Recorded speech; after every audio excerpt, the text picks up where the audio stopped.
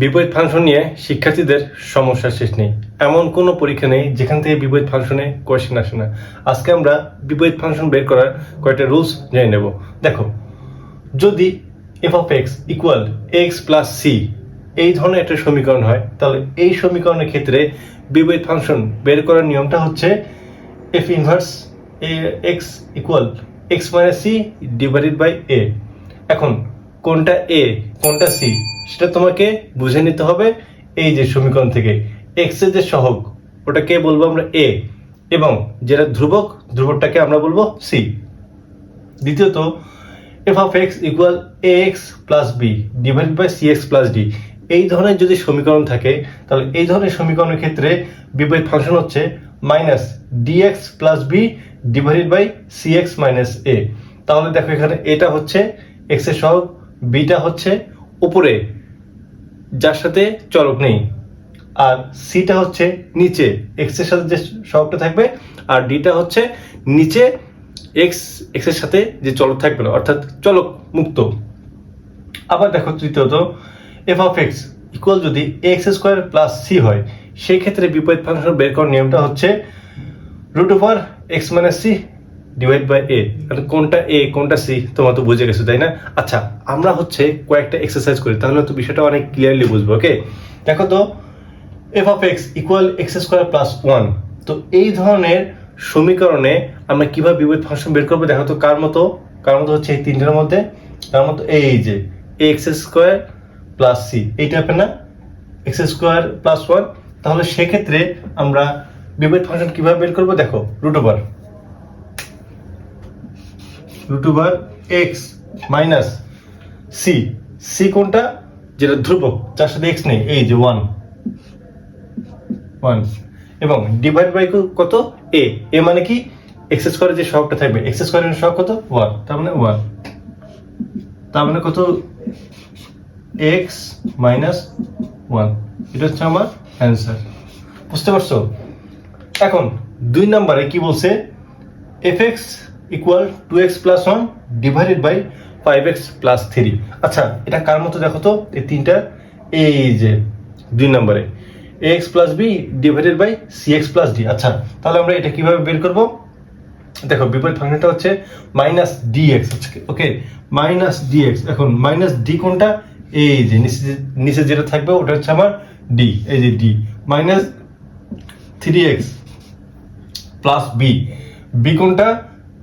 Beta হচ্ছে এই যে ওপরে যার সাথে কোনো চলক নেই, প্লাস 1, তাই না? নিচে কত? cx প্লাস ডি, নিচে কত? cx minus A.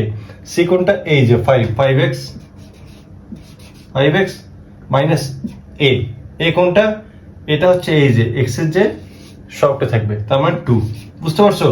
Minus 3x plus 1 divided by 5x minus 2। আমরা এখন আরো কয়েকটা এক্সারসাইজ করবো। দেখো তো, f of x 7x plus 6 by 2x, এটা কার মতো বলো তো? ax plus b divide by cx plus d না? আচ্ছা, যেহেতু এখানে ডি এর মান নাই, আমরা ধরতে পারি না যে এখানে প্লাস ডি এর মান 0, তাই না? এটা কি কার মতো? 2 এর মতো না? তাহলে করি। তাহলে আমরা কি হচ্ছে? Minus d x minus d, d এর মান কত? 0 ইন্টু এক্স, তারপর 0 প্লাস বি, বি এর মান কত? 6। এরপর কত? cx, সি এর মান কত বলো তো? এই যে 2x, cx মাইনাস এ মাইনাস কত? এই যে 7। বুঝতে পারছো? তাহলে আমার অ্যান্সারটা কি হচ্ছে? যেহেতু 0 কোনো ভ্যালু নেই, তার মানে 0টা বাদ দিই। তাহলে 6 ডিভাইড বাই 2x মাইনাস 7। ওকে, বুঝতে পারছো? এখন পরেরটা দেখো তো, f of x equal x square minus 4। আচ্ছা, এটাকে আমরা এভাবে লিখতে পারি না যে এক্স স্কোয়ার প্লাস মাইনাস 4, এভাবে আমরা লিখতে পারি না। তাহলে যদি আমরা এটাকে এইভাবে লিখি, তাহলে এটা কার মতো হচ্ছে? দেখো তো, এই যে এক্স স্কোয়ার প্লাস সি, এরকম না? তাহলে এটার মান কিভাবে হবে? Root over x minus c, তাই না? মাইনাস সি কত? মাইনাস 4 ডিভাইড বাই কত? 1, কারণ এক্স স্কোয়ার সহ কত? 1, তাহলে আমরা কি জানি? X plus 4। কি খুব ইন্টারেস্টিং না? হ্যাঁ, আসলে খুব সহজ, দেখে মনে হচ্ছে আসলে অনেক সহজ। তোমরা যখন এগুলো বারবার প্র্যাকটিস করবে তোমাদের কাছে এগুলো অনেক পানির মতো সহজ হবে, বাট তোমরা যদি প্র্যাকটিসটা না করো তোমরা কিন্তু পারবে না। বুঝতে পারছো? আচ্ছা, তোমাদের এখন কিছু এক্সারসাইজ দেওয়া যাক তোমাদের বাসার জন্য।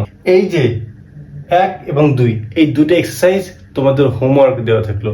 তোমরা যত দ্রুত সম্ভব এই দুটো ম্যাথ করে কমেন্টে জানাও, এবং আশা করি তোমাদের অবশ্যই পারা উচিত। একদম এই 3টা রুলের মধ্যেই এই দুটো রয়েছে।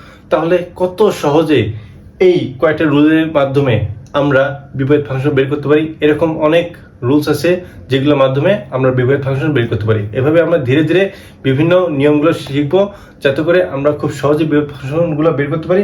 আর আমার চ্যানেলে যদি তোমরা নতুন হয়ে থাকো, অবভিয়াসলি সাবস্ক্রাইব করো, লাইক করো, কমেন্ট করো, এবং হায়ার ম্যাথের ফার্স্ট পেপার, সেকেন্ড পেপারে কোন টপিকের সমস্যা, তোমরা ইঞ্জিনিয়ারিং বা ভার্সিটি বা মেডিকেল, তোমাদের কোন লেভেলের টপিকটা তোমাদের দরকার, যাতে করে তোমরা অনেক ভালোভাবে বুঝতে পারবে বা আরো পরীক্ষাগুলো ভালো করে দিতে পারবে, অবশ্যই জানাবে। এই সাধন ভাই তোমাদের পাশে সবসময় থাকার চেষ্টা করবে।